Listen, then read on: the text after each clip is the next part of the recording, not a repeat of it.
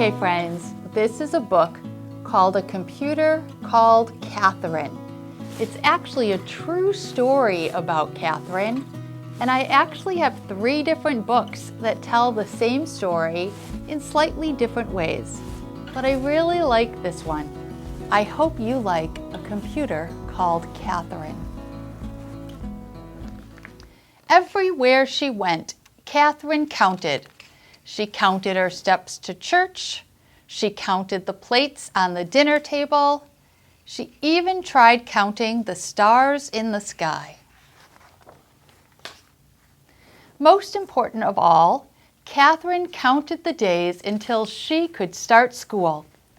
Finally, at age 5, she followed her brother, hundreds of steps, to the 2-room schoolhouse.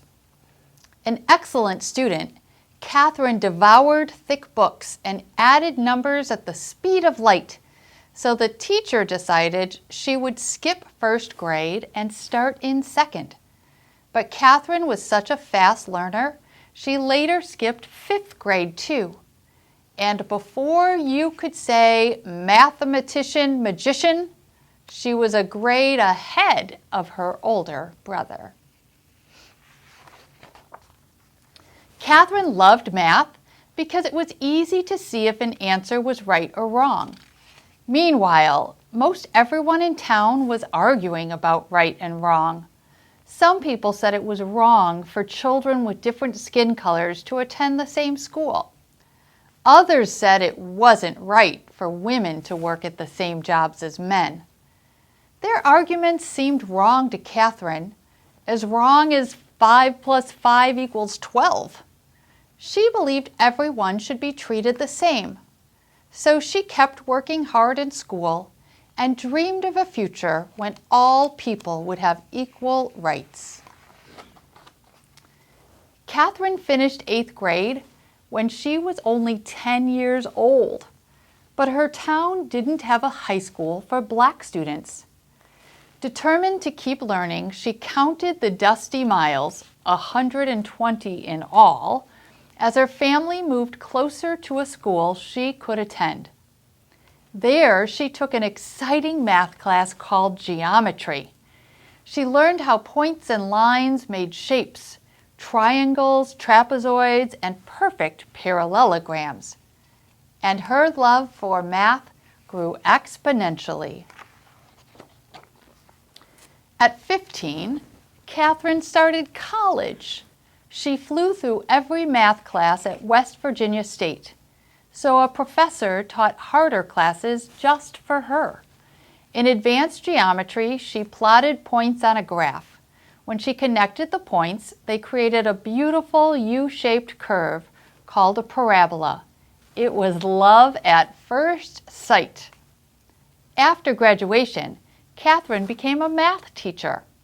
Back then, people said women could only be teachers or nurses. Katherine knew that was wrong as 10 minus 5 equals 3. She believed women could be anything, scientists, lawyers, or mathematicians. So she set out to prove it. Katherine discovered a research center in Virginia that was hiring women mathematicians. They were called computers because they made calculations that helped the men engineers design airplanes and flight plans. To Katherine, it added up to the perfect job. All day long, she punched buttons on a calculator, just like the other women. She solved long math equations, just like the other women. She wrote answers on a huge data sheet, just like the other women. But Katherine wasn't just like the other women. She asked questions, lots of questions. What were her calculations used for? Why were they important?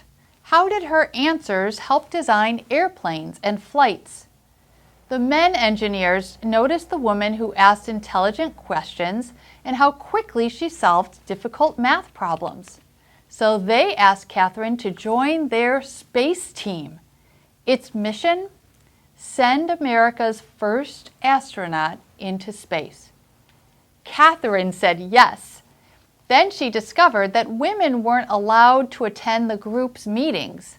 She knew this was wrong as 5 times 5 equals 20. So she asked if she could go. Women don't ever go to those, the engineers replied.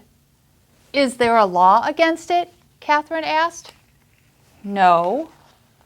So Katherine showed up at the next meeting, ready to work. Astounded by her geometry skills, the team asked her to calculate when America's first space flight should blast off. Katherine agreed, but first she asked questions like, where should the rocket splash down? How high should it fly? When should it land?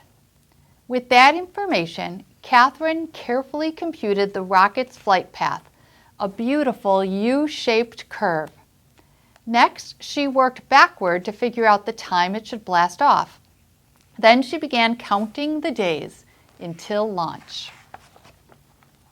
On May 5, 1961, Alan Shepard blasted off. Following Katherine's flight path, he soared into the silvery sky. 15 minutes later, he splashed down in the Atlantic Ocean, right on schedule and right on target. Soon, Americans began dreaming of a longer flight around the entire Earth. To figure out the math for this long, complicated trip, engineers decided to use their new room-sized computer that worked much faster than people. But astronaut John Glenn trusted Katherine more than a machine. He would not step 1 foot onto the rocket until she said the computer's calculations were correct. Happy to help, Katherine checked every number. On February 20th, 1962, John Glenn became the first American to orbit the Earth. Then people began wondering if an astronaut could travel all the way to the moon. Both the Soviet Union and the United States wanted to be the first to land there and win the space race. Katherine knew this flight was incredibly long and dangerous. Every calculation would have to be perfect. One math mistake, and the rocket would zoom right past the moon. As NASA's computer hummed and computed a flight path to the moon and back, Katherine went to work too, double-checking the machine's calculations. But this was the most complicated geometry problem she'd ever seen. One of the points, the spacecraft, was flying incredibly fast. Her target, the moon, was constantly circling Earth while spinning. Some people thought the problem was too difficult to solve, but Katherine knew that was wrong as 25 divided by 5 equals 4. She calculated and computed. She plotted and planned. She created a bold, brave path all the way to the moon and back. 10, 9, ignition sequence starts. Heart racing, Katherine leaned close to the small television screen. 7, 6, 5. She held her breath as powerful flames exploded on the launch pad. 4, 3, 2, 1. Liftoff!